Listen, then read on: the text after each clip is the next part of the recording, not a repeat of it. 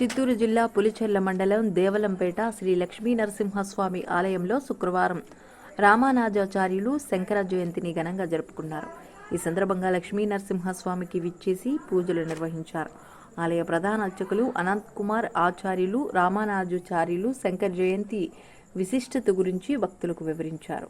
హరే రామ రామ రామ హరే హరే, హరే కృష్ణ కృష్ణ కృష్ణ హరే హరే, హర హర శంకర జై జై శంకర అంటూ భక్తి గీతాలు భక్తులు ఆలపించారు.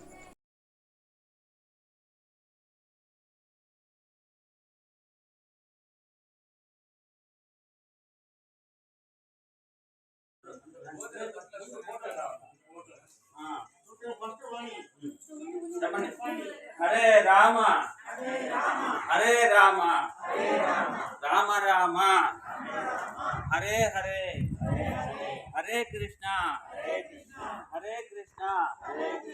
కృష్ణ కృష్ణ హరే హరే. ఓం నమో నారాయణాయ నమః.